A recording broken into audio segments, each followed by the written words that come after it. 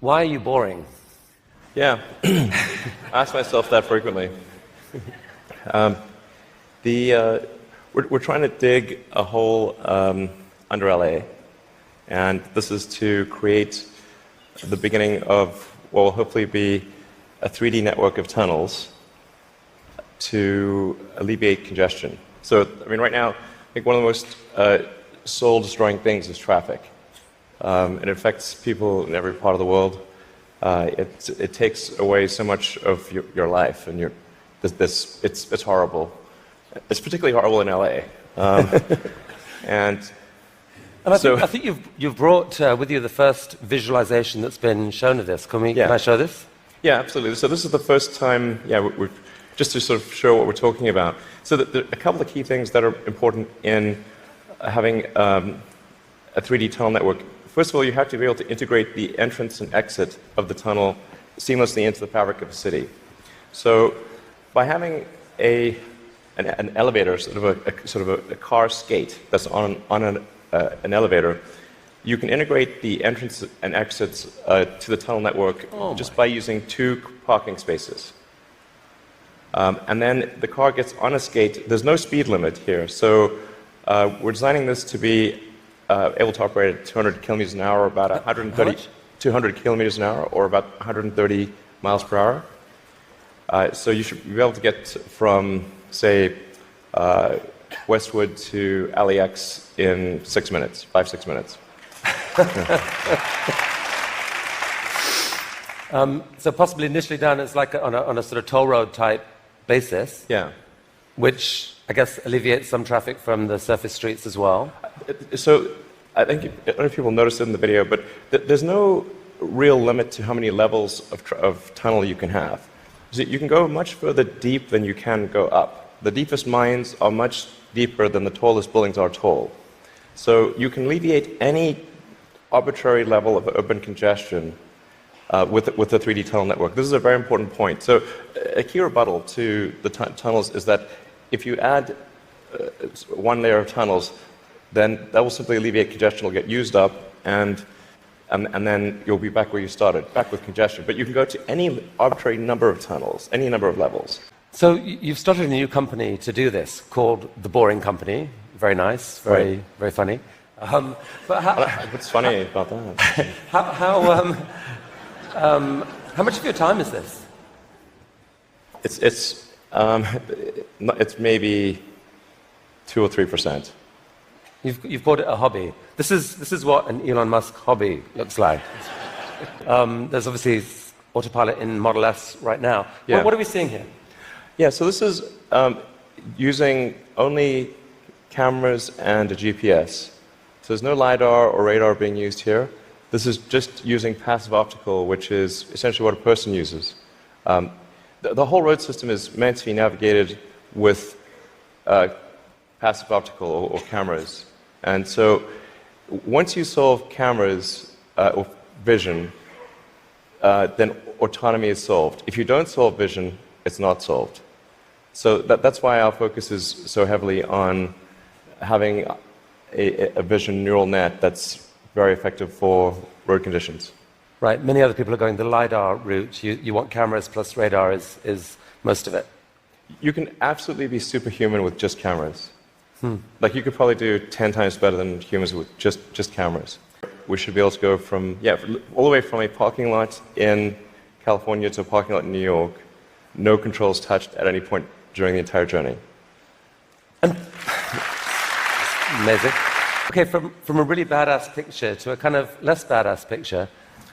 This is just a cute house from Desperate Housewives or something. What on earth is going on here? Well, this illustrates the picture of the future that I think is how things will evolve. You've got an electric car in the driveway. If you look in between the electric car and the house, there are actually 3 power walls stacked up against the side of the house. And then that house roof is a solar roof. So that's an actual solar glass roof. Okay, so that's a picture of a real. Admittedly, it's a real fake house. That's a real fake house. So let's talk SpaceX and Mars. Last time you were here, you spoke about this what seemed like a kind of incredibly ambitious dream to develop rockets that are actually reusable. And you've only gone and done it. Yeah. I mean, talk us through this. What are we looking at here? Yeah, so this is one of our rocket boosters coming back from very high and fast in space. So it just delivered the upper stage at high velocity. I think this may have been a sort of a Mach 7 or so delivery of the upper stage. Yeah. So that was a sped up. That's the slowed down version. Yeah. That was the sped up version. But I mean, that's amazing. And several of these failed before you finally figured out how to get to do it. But now you've landed. You've done this 5 or 6 times. I think we're on 8 or 9 or something. Yeah. And so this is allowing you to dream of this really ambitious idea of sending like many people to Mars in 10 or 20 years. 20 years' time, I guess. Yeah. In the next 20 years. And you've designed this outrageous rocket to do it. Help us understand the scale of this thing. Well, I think visually, you can see that's person. Yeah, and that's the vehicle. So if that was a skyscraper, that's like a 40, did I read that? 40 stories? Yeah, maybe a little more, yeah. The thrust level of this is really, this configuration is about 4 times the thrust of the Saturn V moon rocket. 4 times the thrust of the biggest rocket humanity ever created before. Yeah. The future spacecraft will make this look like a rowboat. I mean, this is, the future spaceships will be truly enormous.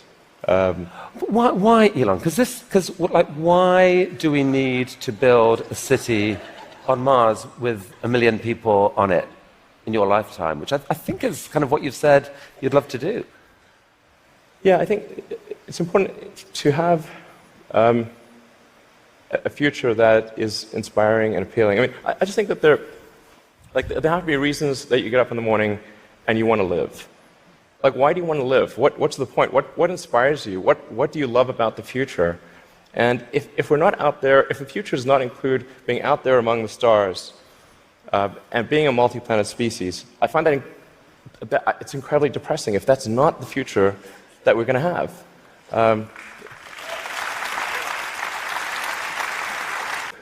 If you look at the progress in space, in 1969 we were able to send somebody to the moon. 1969. Then we had the space shuttle. The space shuttle could only take people to low Earth orbit. Then the space shuttle retired, and the United States could take no one to orbit. So that's the trend. The trend is like down to nothing. This is not. People are mistaken when they think that technology just automatically improves. It does not automatically improve. It only improves if a lot of people work very hard to make it better. And actually, it will, I think, by itself degrade, actually.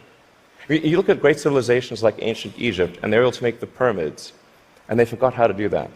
And the Romans, they built these incredible aqueducts. They forgot how to do it.